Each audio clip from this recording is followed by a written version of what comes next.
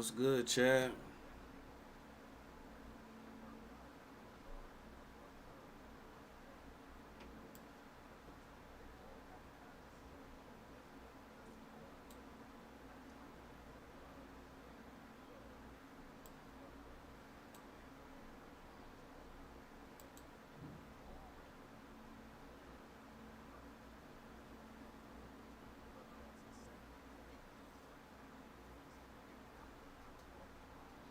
Is my screen fucked up?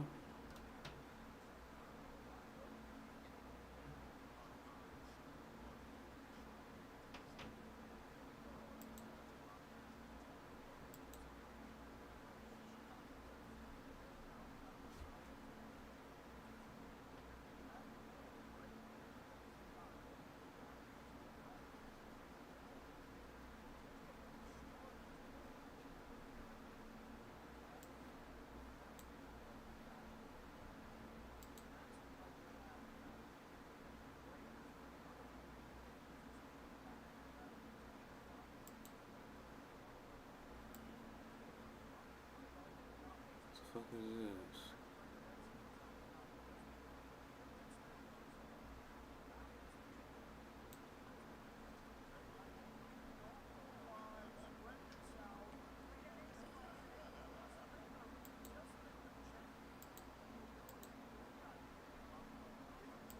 What the fuck is it?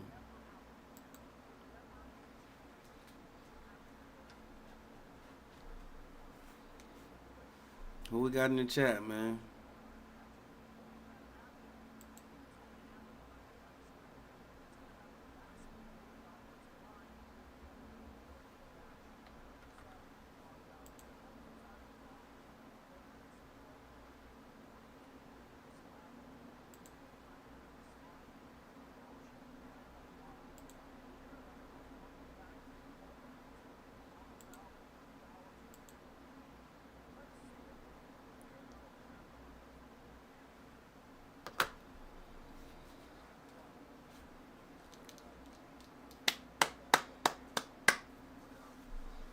Let's go, Raiders.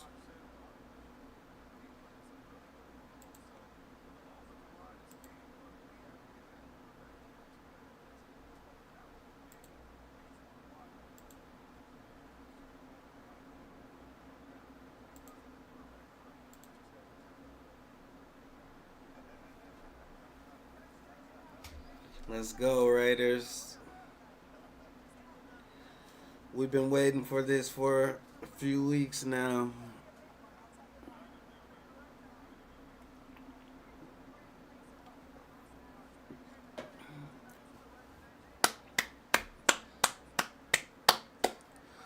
We are waiting for our head coach, Klint Kubiak,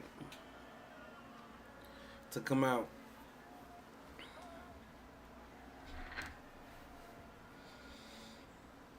You know, I'm gonna be optimistic about the season. I'm not gonna say we're winning 10 games. If we can get to 6 games or more, I will be very grateful. If we can get to 6 games or more, I will be very grateful.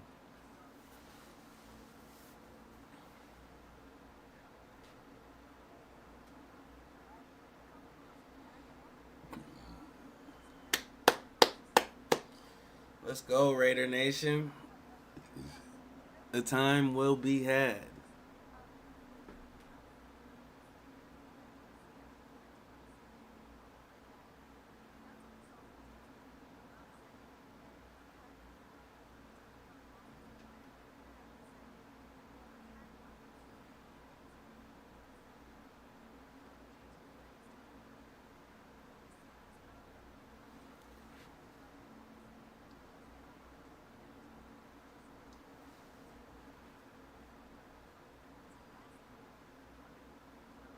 They're talking about Genty right now. A running back in his rookie year. Very rarely do we see running backs that come in right away and have an impact on the football team like we expect, right? He was drafted 6th overall. We expected him to be, Barry Sanders off the bat. It just doesn't happen that way. So what I think this offseason will be is an understanding of what I need to do to be even better at my position. I know offensive line is going to help, but I think us as players, each year you just figure things out. I remember I tell people all the time, for me, the game. Okay. He said the game didn't slow down until year 3 for him when I caught it. When I cut it. No, I don't want to get no strikes or anything.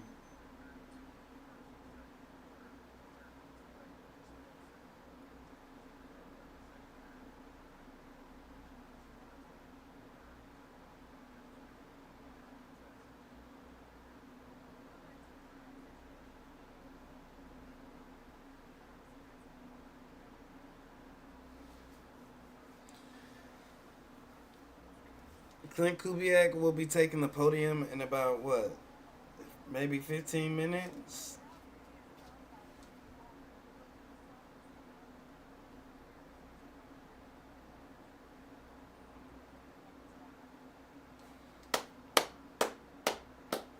Let's go.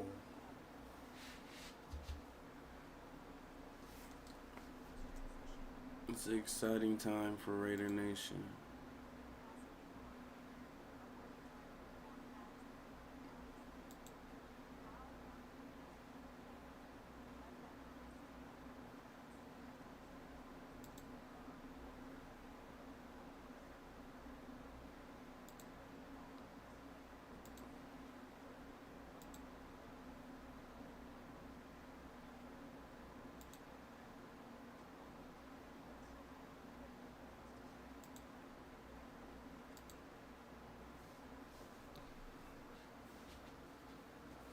Raider Nation, baby.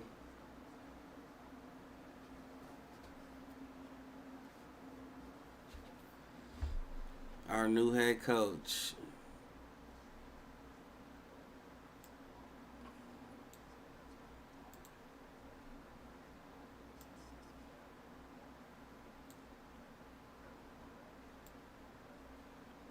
Our new head coach.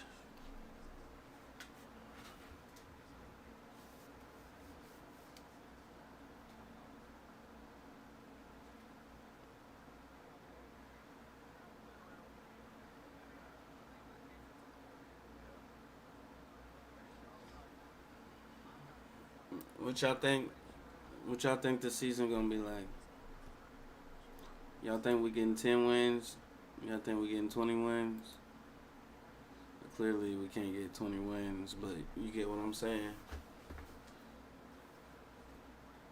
Y'all think we get one win? Y'all think we getting 0?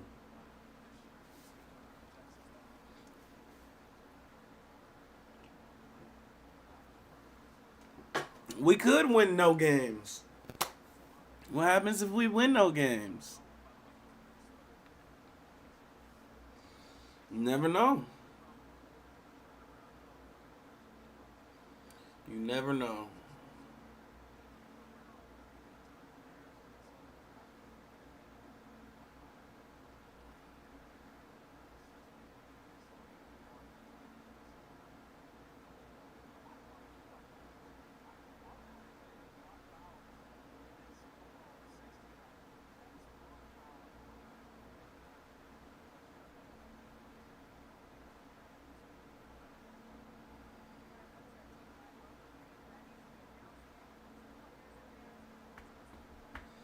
Okay.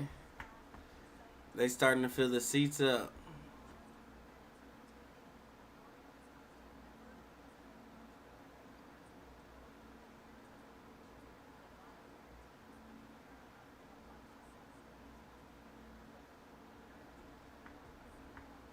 Let's go. I'm hyped.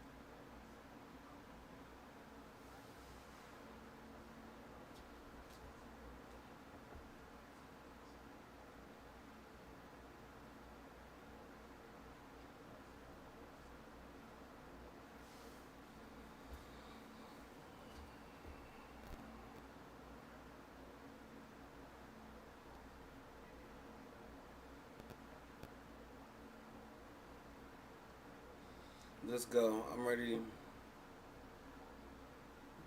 I'm ready to see what our coach says.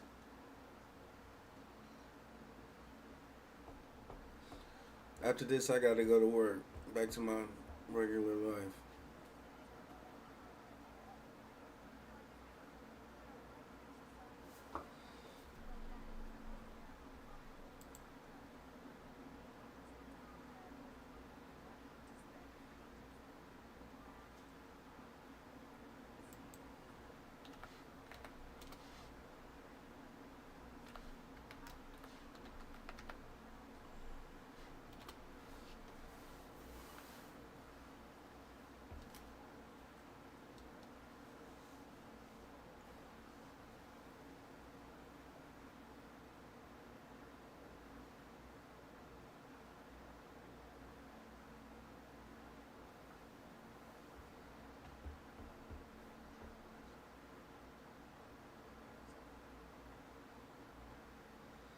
Somebody said they took their lunch break.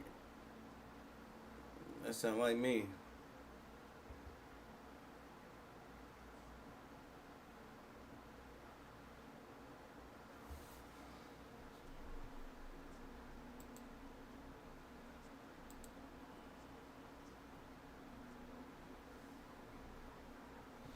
We need some dudes.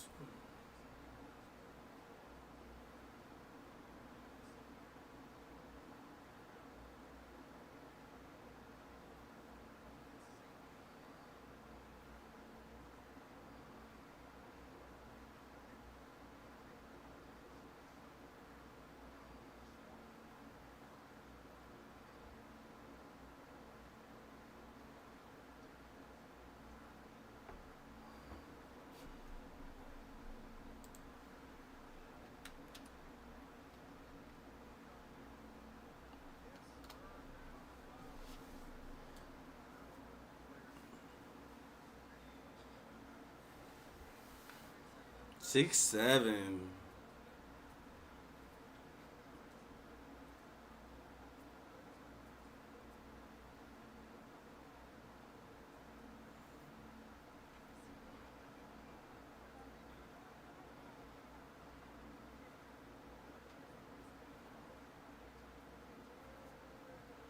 Raiders.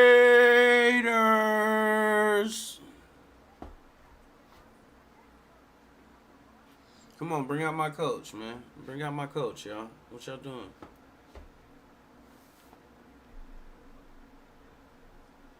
Everybody looks at the quarterback, and that's great. If there's a quarterback, that's outstanding.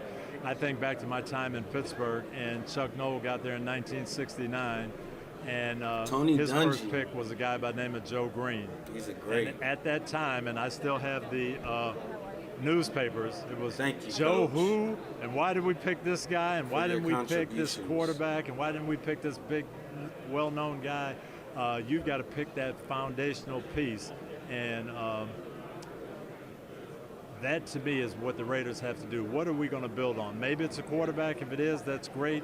But whoever it is, it's got to be that guy who sets the table and says, this is what we're all about for the next 10 years.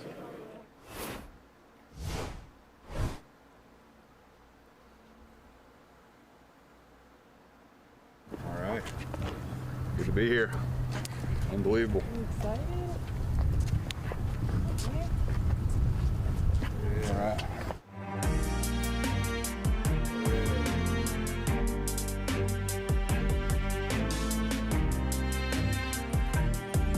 We got our coach, y'all.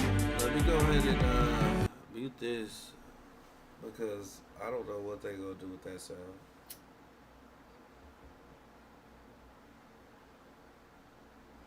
People saying trade back are dumb. Why the fuck would we trade back?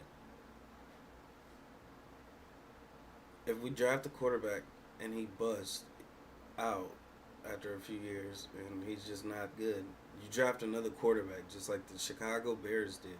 The fucking Titans did it with Will Levis, and then they said, fuck that, we're gonna go get Cam Ward. Like, what, Bears, Patriots, Titans, Jags, Who else? Who else am I thinking of? Who else was I just thinking of? It's some more teams I can't think of right now. Bengals. All those teams were garbage, and then they got a quarterback. Texans were garbage.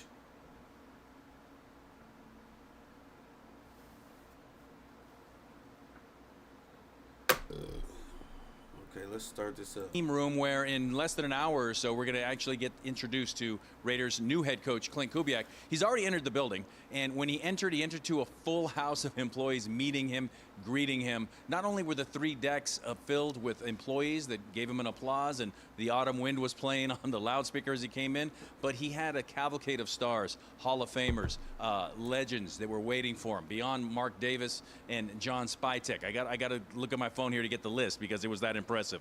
Make sure I don't miss anybody. You had Charles Woodson, Rich Gannon, Jim Plunkett, Marcus Allen, Howie Long, Mike Haynes. You even had a rising star in Ashton Genty waiting there to greet him. And again, not a man of many words, a man of few words, but Ashton very impactful words. Kubiak looked at the crowd. He said, "I'm looking forward to getting ready for the work. It's going to be a lot of hard work. I'll see you inside." Guys, back to you. Thanks a lot, Paul. We are live here waiting for the announcement as Klint Kubiak is. I'm fired up. You should be fired up too.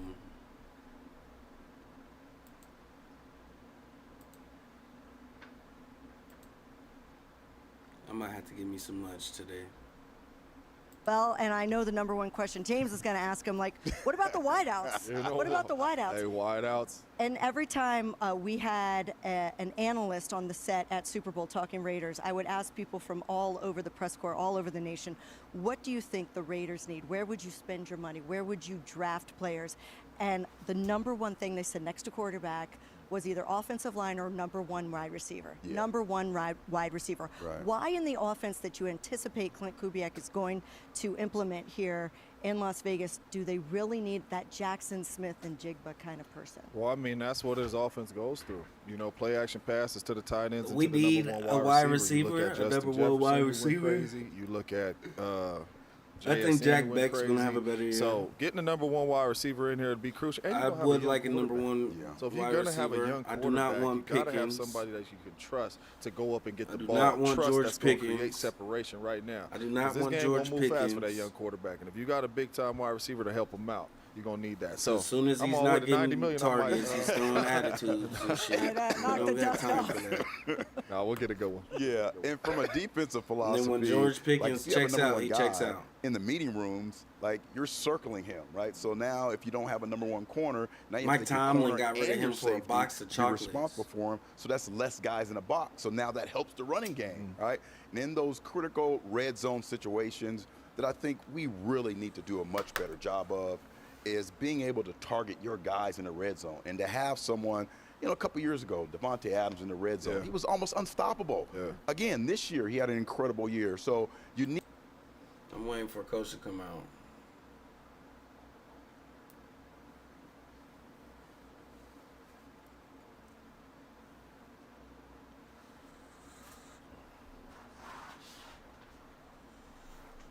I don't want George Pickens. I do not want George Pickens.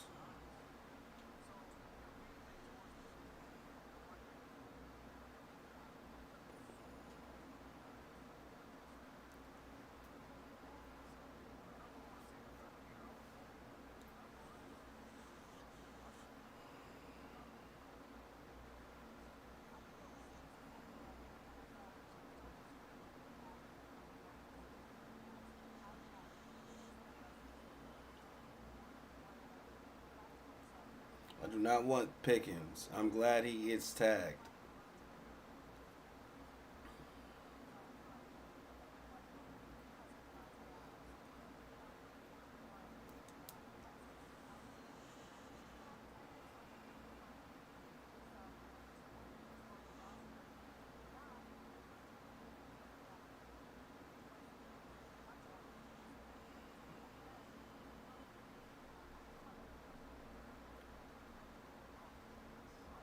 Everybody get in your seats, man. I'm here for the press.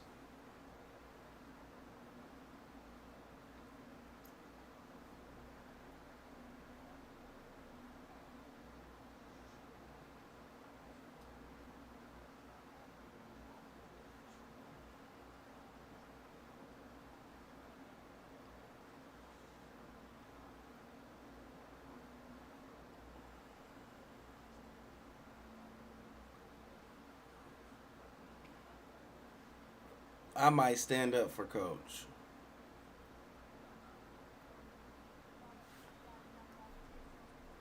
Okay, here comes Klint. Here comes Kubiak. Let's go. Good morning, everyone. I'd like to welcome everybody and thank you for attending today's press conference. We'll begin by welcoming some Raiders legends to the dais. First, a 9-time Pro Bowl selection, Super Bowl 18 champion and Pro Football Hall of Famer Mike Haynes.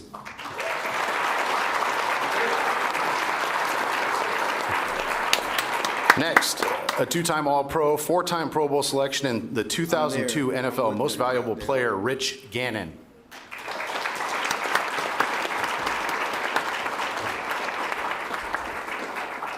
Next, an 8-time Pro Bowler, Super Bowl 18 champion, and Pro Football Hall of Famer, Howie Long.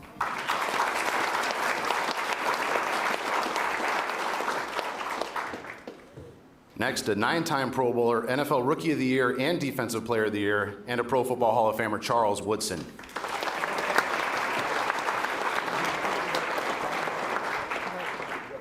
Next, an NFL Rookie of the Year and Most Valuable Player, the Most Valuable Player of Super Bowl 18, the Raiders' all-time leading rusher, and a Pro Football Hall of Famer, Marcus Allen.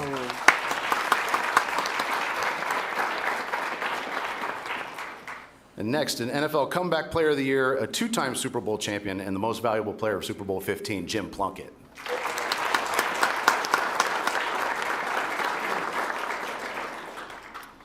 Now I'd like to introduce Raiders General Manager John Spytek.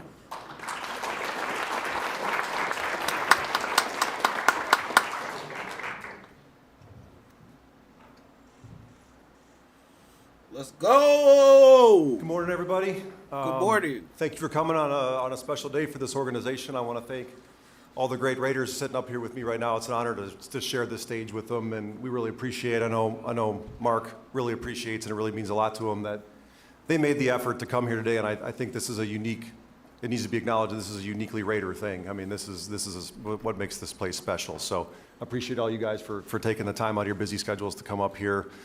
I want to thank Mark Davis for entrusting me to lead this process to find our next head coach here with the support of Egon, Mike, Tom Brady. I'm really proud of the process that we put in place.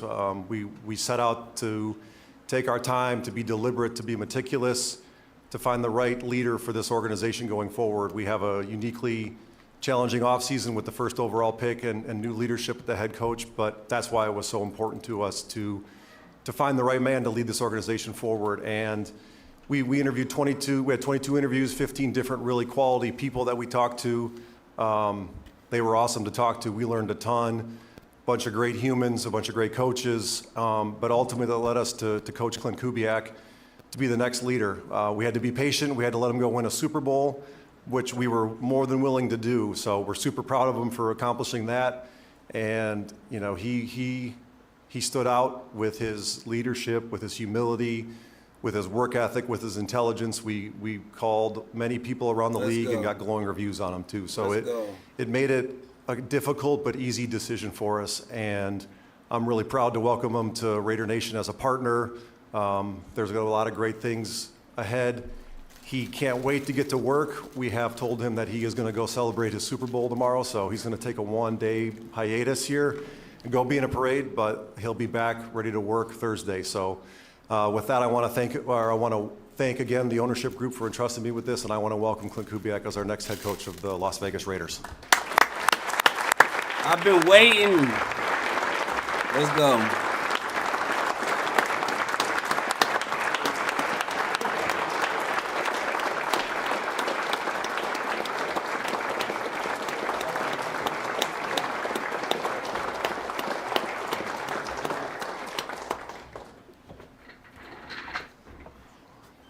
everybody. Morning, Coach. Really excited to be here. Just want to first off and just want to thank God for the opportunity to sit in front of you guys today. You know, Thank God you, had Coach. He had a plan for this day that I could never have seen, and I'm just grateful. I want to thank the ownership group. I want to thank Mark. Okay, I want to thank Tom, Egon, Michael. I'm just so grateful for you guys giving me a chance to get to know me better and you know, to give me a chance to come be a part of leading this franchise. Yeah. You know, I'd like to thank you know, all the players that are here, current and former. It means a lot to me to be surrounded by these great Raiders, and I know that Mr. Davis takes care of his own better than anybody in the league. So, you know, that's evident. You know, that's the reputation that this building has, and that's something that I want to definitely continue to do, is to welcome the old Raiders and, you know, to make sure that our players feel supported by them. I want to make sure that I thank my family. Where are you guys at? All right. Hey, what's up? My wife Tessa, Sawyer, Lane, Case, William. Just very grateful for your support. You know, we've moved a lot, guys, and it means the world to me that you guys have supported me and have stuck with me, and we've got a lot closer through all these trials and tribulations. But like I said first, I think there was a master plan behind all this that none of us could have known. So thank you guys for being here. I want to thank my mom and dad. I want to thank Tessa's mom and dad, Kathy Nelson, and her late father, Bill, who I know is watching up in heaven today, and Tessa's brother, Drew, and all their support. You know, I want to thank John Spytek for giving me this opportunity. I know there's a lot of candidates out there, and I know they went through and did their homework, and, you know, just spending time with John, I know how important it is for us to have a really, you know, great relationship, and just getting to know him a little bit better. I'm really excited about, you know, how we're going to communicate and how we're going to lead this building together. I want to thank the interview panel, you know, Mark Thews and Brian Stark, amongst many others. Thank you for your professionalism and for your hard questions that you gave me. I want to make sure that thank you know, the Seattle Seahawks, John Snyder and Mike McDonald, all the players and coaches there. This day doesn't happen without me getting a chance to be a part of that culture and all the things I learned from those men. I want to give a special shout out to Ken Walker, the MVP of the Super Bowl, who I didn't see after the game. So K9, if you're watching, man, way to go. Proud of you, brother. Really proud of you and all your teammates. You know, I'm going to go see those guys tomorrow for the parade and then hurry back here and get to work. But, you know, guys, I got all these notes prepared, and I've never been really good at that. The main thing is this is no ordinary job. You know, this is the silver and black. This is the Raiders. This is a historic franchise. Yes. So, you know, when the opportunity came up to stay in Seattle and continue there, or to have a chance to come here and compete with this organization, it was a no-brainer. You know, I grew up obviously watching a lot of Broncos football, all right, going against the Raiders twice a year, and the grit of this franchise sticks out. You know, when you hear the autumn wind as a Raider, you know, I can hear that in my mind growing up, you know, watching NFL films and seeing these guys next to me play, you know, seeing Howie Long and Jim Plunkett. You know, it's pretty powerful to be sitting up here with you guys, and I just want you to know that, you know, those values that, you know, that you guys played with, that's what we're going to play with. You know, it's really important to me that, you know, it's really important to me that we're a gritty team, that the way that they were back in the old days. And how do we do that? Well, it's our silent tape. It's nothing that we say, it's what we do on the field, and it's what the silent tape speaks about our team, how physical we are, our effort, all the little things that win that have nothing to do with scheme. So really excited to get to work with you players, and excited to go turn your tape on, see what you guys are about right now, and then go see how we can get better together. But, you know, to be a head coach in the NFL, it is a real blessing. But to be the head coach of the Raiders, it's something that I'm very excited for. He's getting choked up. when you say commitment to excellence, okay, and you look at the walls around here, you look at the players on this wall, and there's a history of Hall of Fame players here. There's a history of Super Bowls, and that's what the ultimate goal is. But you have to be about the work if you want to get there. And I guarantee you that myself and our staff, we're going to be about the work, and we're going to be we're going to be very collaborative with the personnel staff, the coaching staff. We're going to work together so that we're a connected group, because connected teams win. There's plenty of other things to say, guys, but this is not a day to go out and cash checks. This is a day to say hello and get to know everybody. I get to know that these, the players that are here, for me to get to know everybody, because guys, I just got done coaching about 2 days ago. So I got a lot to catch up on, but I'm really thankful for John for letting me come in here and have this opportunity. And I just, I can't tell you guys enough how excited I am and how grateful I am and how blessed I feel to be sitting in this room. So, let's get the questions going. Let's get the questions going. Questions. We have microphones in your aisle, so please raise your hand and state your name and affiliation with your question. We'll start with Ryan over here. Ryan McFadden from ESPN. This question is for Klint. Just could you put in perspective what the past 24 hours or so has been like? That you go from, winning the Super Bowl to now you're here being introduced as the head coach of the Raiders. Just what has these past 24 hours been like for you? Well, it's been a lot of fun. It's been great. The Super Bowl itself, was a 2-week grind to get ready for that game and just pour your heart and soul into that game plan to see our players go out and have that success. And that's why you do it. That's why you coach. That's why you play. That's to go win a world championship. So that was a complete blessing. And to get on the airplane and come meet everybody in this short period of time, it's exciting. But all these things, all these smiles, eventually that kind of wears away, and then you got to go get to work, and that's what I'm excited about doing. Is going to watch some tape and get to know these players better and put together a great coaching staff. Yeah. And for John, this question for you, John, just like when studying Klint Kubiak, just what about his scheme and how he runs the offense? Why do you think that fits what you're trying to do moving forward for this organization? Well, I think Klint said it well. It's less about scheme and more about the person. We were very thoughtful about how we approached this and the kind of coach and man that we were looking for to lead this organization on a day-to-day basis. I mean, he talks to the players every day. The players are our most important part of this organization right now. And when we got to speak with him the first time on Zoom, when he was trying to prepare for the 49ers, and then again in Seattle when he was trying to prepare for the Super Bowl, he just was the right person. And the fact that he can score a lot of points is awesome too. But we were more focused on the person, the humility, the work ethic, those traits above scheme. Klint, Hondo Carpenter on this side right here. You didn't have to come here. Seattle wanted you to stay. Other teams wanted you. So what did ownership and John say to you that convinced you were the guy to bring back the excellence these 6 men represent? Yeah, I think over 2 separate interviews, I just got very comfortable with John and Mr. Davis and the ownership structure. And it's really they didn't have to say much. This is the Raiders. This is the Raiders, bitch. Franchises in the NFL with a great history that I want to be a part of. I want to be a part of furthering that history.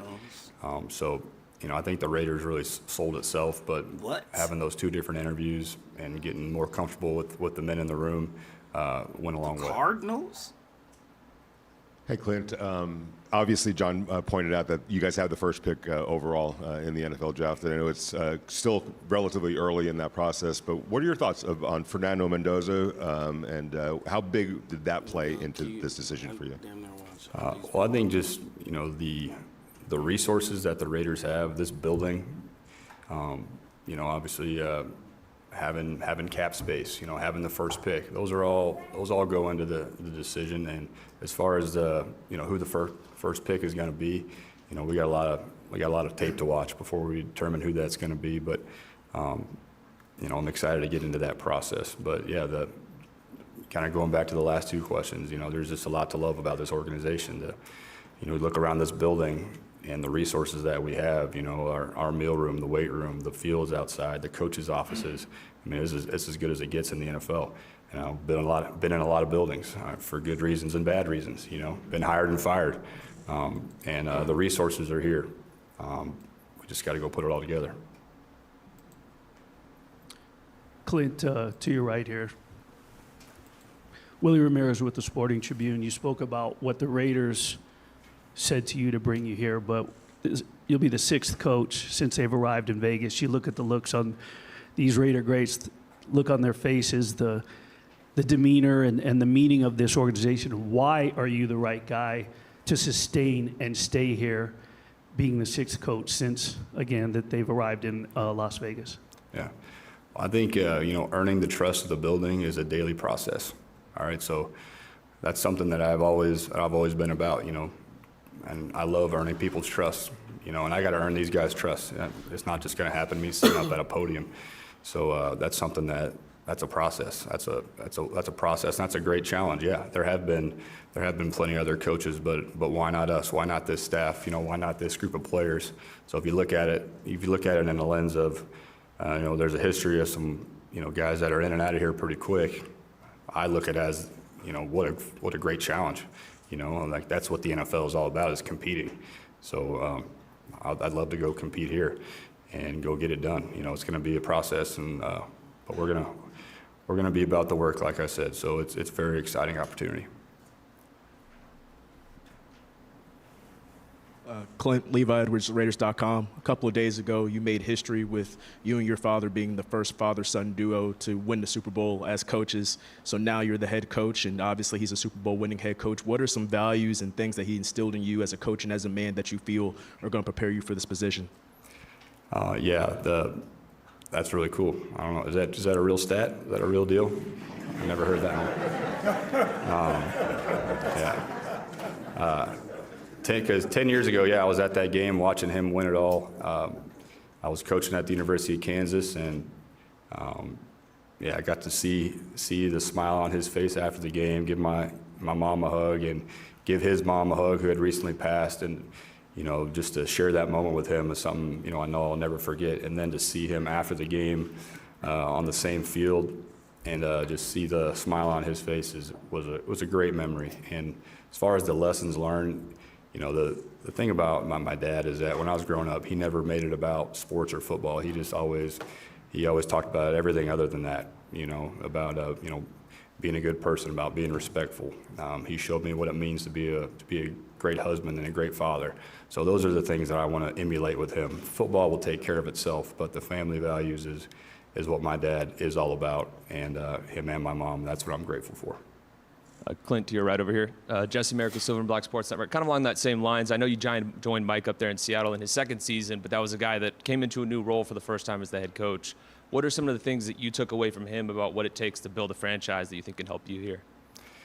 Well, number one is that he's just himself. Doesn't try to be like anybody else. Didn't try to be like Jim Harbaugh. He was Mike McDonald, and he was very convicted, and we all could feel that from him, and wanted to follow his lead. I also saw him be so collaborative with the building, and how closely he worked with the general manager and the owner, and just how clear the communication was. We were all on the same page. He had a vision, and he was the same guy from April to February, and that's something that I'll definitely take with me. Hey, Clint. Paul Gutierrez here from Raiders.com. You got the 3 Super Bowl trophies of the franchise in front of you. You got Hall of Famers. You've got MVPs. You got Super Bowl MVPs surrounding you. How daunting or how welcoming is it to be in this situation you're in right now with all of these things surrounding you and with that standard set? Oh, it's not daunting at all. It's a blessing. That's what you want to be. That's what I want our players to want to achieve. I want them to see these guys, be surrounded by these guys, because that's what their goals should be. Okay? Win Super Bowls. The MVPs and Hall of Fame, that takes care of itself when the team wins. So that's what we're going to be about, winning. Clint, in talking to players that you've coached, men of faith and not, you referenced God when you opened. They talked about your faith as part of the bedrock of how you coach and why they felt you were trustworthy. Could you let us in on that, and how your faith impacts you as a coach, please? Yeah, it's very, very simple. You know, for me is that my identity, I see my identity as a child of God. I know that I'm sitting here, right here, because of Jesus Christ, and Amen. It wasn't always that way. I've had some great mentors that helped me know the Gospels better, and I just my goal is to, you know, to live out the 10 Commandments and the Beatitudes and let those values show through in my coaching. And I fall short of that a lot, but I always go back to my, you know, back to the, you know, the building blocks, which is to me the Bible. Kirk Morrison here, former player, Silver and Black Productions. For you, Clint, you've been around some of the great defensive minds in the NFL, whether it's Mike Zimmer, Dennis Allen, obviously Mike McDonald, head coach in Seattle. What do you envision the defensive coordinator looks like for this football team, and how's that process going to play out? Yeah, I'm in the weeds of it right now, man. So, you know, we're you know, identifying candidates and going to be contacting guys and bringing them in. But I think whoever that coach is, it'll be really important that, you know, we establish a style of play, you know, a physical style of play. And that's offense and defense. So I'm just way more worried about how our guys play than opposed to the X's and O's of it all. You know, that's part of our job as coaches, is to scheme guys and help them be put in the best positions. But I want to make sure that we have a DC that is that's coaching effort first and technique, and, you know, the guy that's going to, you know, rip into somebody if they're not finishing in practice, because that's what helps you win. You know, in February, it's not the X's and O's. They got 17 games of tape on you. It's about how hard you guys play. Taylor Rocha, KTNV. How do you balance the will to win with the rebuild and player development?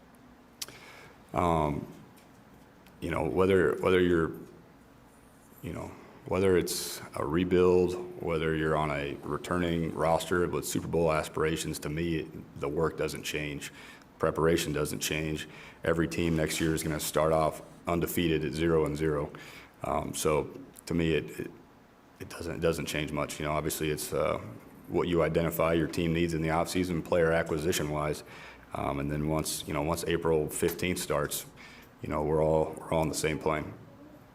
Hi, Clint. Heidi Fang, Las Vegas Review-Journal. I've seen your work at Christian McCaffrey as well as Alvin Kamara, and I'm wondering what excites you about working with a player like Ashton Genty and helping to build his future. Yeah, where you at, Ashton? What's up, dude? You know, man. Very excited about his skill set and what he brings. You know, I got a lot of tape to catch up on, dude, but I saw you play a lot of snaps at Boise. Very excited about his talent, but the thing I would tell him and all his teammates is that it's not just about one guy. We got to get the line on the same page. We got to get our quarterback to get the right run checks. We got to get our receivers to go block for him, all right, so that we can get the play action going. But you know, as soon as our players can realize, you know, that it's a team thing, it's not an individual thing, we're going to be successful. I know we have those type of guys in our building right now. Harry Ruiz with the Spanish radio broadcast for the team. When you look at Brock Bowers, what's the first thing that comes into mind as being an offensive coordinator from the Super Bowl champs and now wanting to use him the best way possible? Yeah, where's Brock at? Yeah, I saw him earlier. I mean, Brock's already put it on tape, you know, from Georgia to his first couple of years here in the league. You know, he can be one of the best receivers in the NFL, not just receiving tight ends. So looking forward to working with him and continue to build on his skill set. Really impressive player. You've been with your dad on the opposite side in the division. Now, what would you want to say to Raider Nation now that they're all on your side? They're all excited to have you in the building wearing silver and black. Yeah, I'll just tell the Raider Nation that, hey, like I said earlier, we have to earn your trust. You know, we gotta earn those seats in the stands by putting a great product on the field. And words will not do it, it's our actions. Hi, Coach Alexibel Castro, News 3. I have to go back to your opening statement where you said your journey has taken you exactly where you're meant to be. Because after being a grad assistant, you worked in the oil industry for a few weeks before you got that call that you never expected. So if you could go back and tell that kid that you were going to be the head coach of the Las Vegas Raiders one day, what do you think he would say? Yeah, that's what's just so cool about today. You know, there was a path that was set out in front of me that I didn't realize I was heading to. But I knew that, you know, when you're where your feet are every day, you're trying to bloom where planted. You know, you're trying to be the best at your job, and you know, good things tend to happen. So that's kind of been my journey, is just to try to be the best at my job that day. And then, you know, then you get a chance to, you get promoted with more tasks. You know, you get to draw the pass pictures. All right, now you did an okay job of that. You get to break down the tape. All right, we'll let you talk to the fourth string quarterback today. All right, you did a good enough job there. All right, we'll let you lead a meeting, and you just keep, you just keep trying to do the best where you're at, and let the rest, you know, take care of itself. You've imagined this role for a few weeks now, but yesterday you stepped in the building for the first time, and as head coach, what can you see from the inside that you can't see from the outside? What did you feel? Yeah, you know, I've been here before. I came here. We practiced against the Niners a few years ago. We saw the you know, the structure here and what this, you know, all the resources that are in this building. So you know, Mr. Davis has set us up to have success there. Now it's about us, you know, going and lifting all those weights and using that field, and using those meeting rooms, because, you know, everybody's got players, everybody's got resources, and now it's about, you know, finding those edges and seeing, you know, how we can bring our team together, be connected to go produce a winner. Klint again, Willie Ramirez with the Sporting Tribune. Obviously, Mike knew you had a couple of interviews leading up to the Super Bowl, but in these last 48 hours, has there been a conversation, some special moment, and if you wouldn't mind, the words or the sentiments that were shared in terms of his well wishes for you? Whose well wishes? Who's that? Mike. Coach yeah, Mike? Yeah. Yes. You know, Mike he's been really supportive of, you know, I can't thank him enough for really everything that he just showed me of how to be a head coach. You know, Mike made my life really hard, you know, and I appreciate that. You know, he challenged us every week as a coaching staff. You know, I thought we had a good game, and on Monday, you know, I hated having to look at him in the eye because I knew all the hard questions were coming.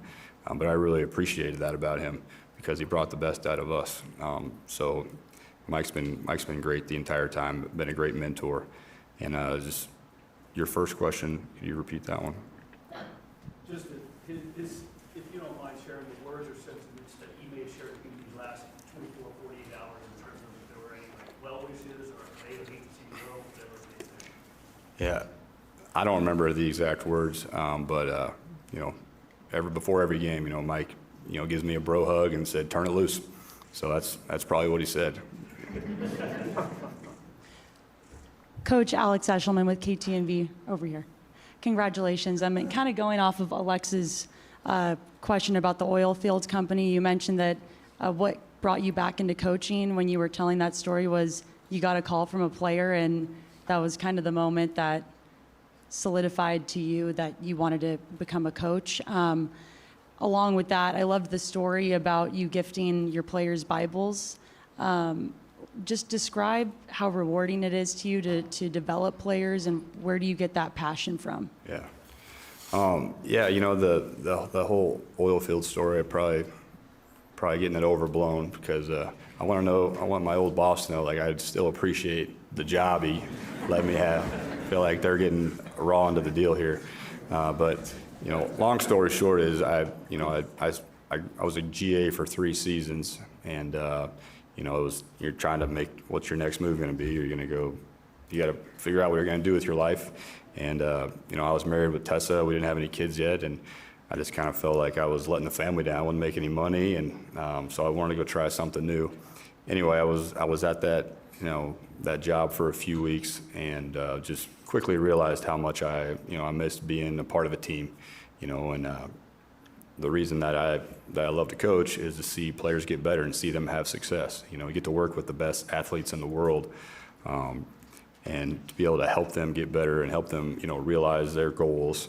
You know, that's why you do it. You know, to sit on that field a couple of days ago, you know, in Santa Clara, and being around guys that we've been coaching since April, and just to see the joy on their face, that's why you coach. You know, so relationships are really important in any business, but especially in football.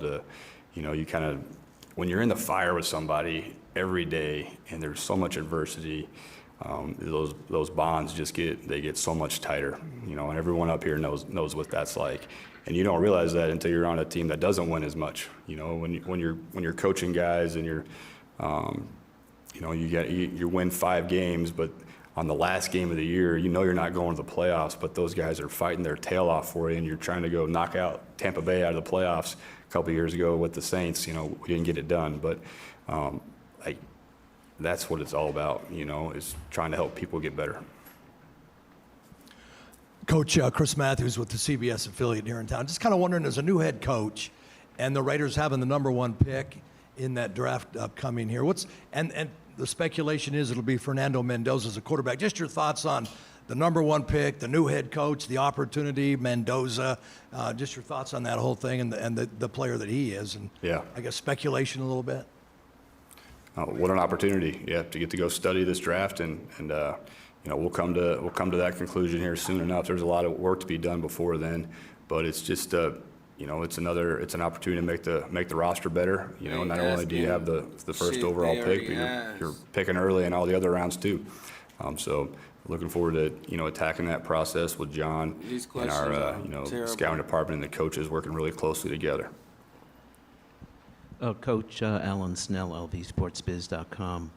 What are your key factors for instilling some stability at the coaching ranks here in Vegas for a franchise that's gone through so many coaches here?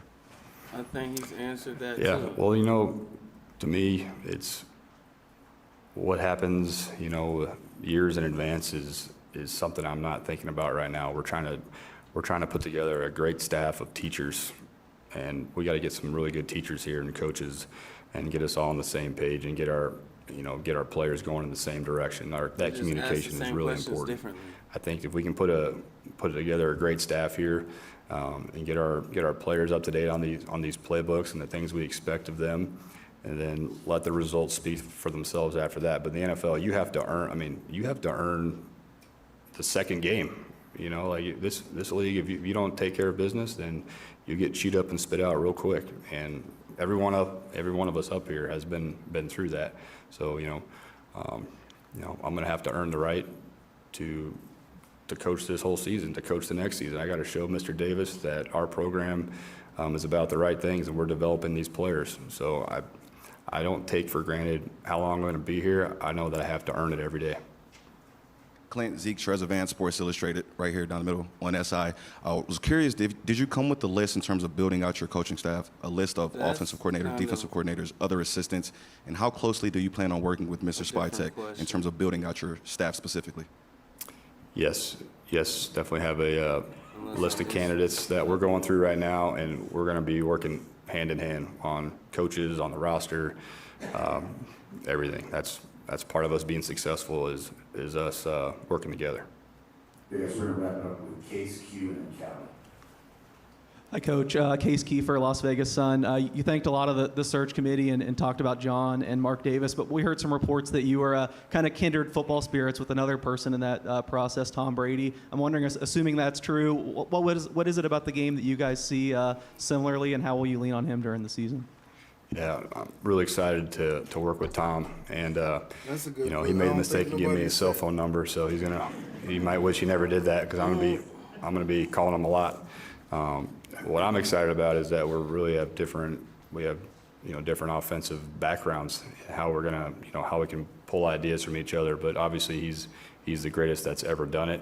And in the interview process, just the passion that he spoke with on all things football just got me excited about the opportunity to work with him. I know, plenty's been said and speculated about, how that relationship's going to go, and that's one of the main draws to come here, is to get to work with him, to get to work with Spy. These are great football minds and if we collaborate the way we're supposed to, then we're going to pull the best out of each other. And you've mentioned you've already gotten to talk to some players. I was wondering if you've spoken to Max Crosby, and is he a guy you could see anchoring your defense here for years to come? I did. I got to drink a cup of coffee with Max this morning. Love talking ball with him, and look forward to continuing those conversations. I think he was the first one in here this morning working out, so that fired me up. Q Myers, Raider Nation Radio 920, expanding on the Max Crosby conversation. How important is it for him when you talk about silent film and you're talking about, finishing in practice and all that grit? How important is it for him to be, buy in with you immediately to kind of set the tone in the locker room? Yeah, we want him to be a part of our success going forward. There's no doubt about that.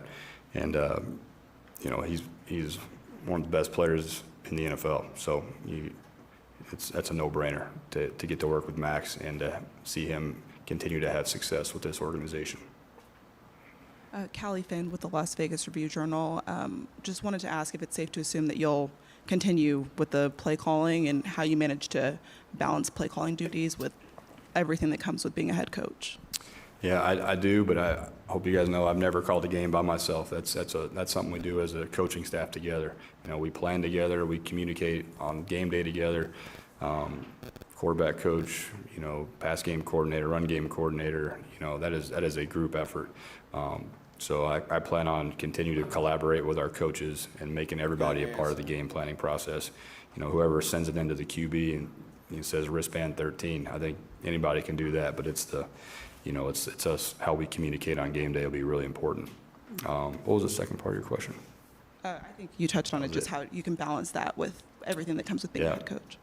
Yeah, well, it's yet to be seen. There's gonna be some learning there, but I'm really confident in, the staff that we're gonna put together, and I'm gonna need some tough love from Spy to give me some good feedback on what we're doing right and what we're doing wrong. Have a really good game management plan, and make sure we have those meetings throughout the week so that things don't surprise us on Sunday. And I don't want to see Question. Mike McDonald, I think, surprised a lot of people when he said a good day is getting home 30 minutes before his son goes to sleep. I'm wondering, your kids are here. How do you approach that work-life balance with your family and now this really big job? Yeah. Well, I would say that that's an area that I got to get a lot better at. I got to get a lot better at. So, my family is the most important thing in my life, and see them sitting here right now in Raiders shirts, it's a great feeling. Really thankful for my wife for getting everybody here. You guys are missing school today, so. But that's the hard part of this job, is that work-life balance that I'm still working on getting better at. All right, thank you, everyone. That concludes our press conference. All right, thanks. Thank you, Coach Kubiak. Thank you.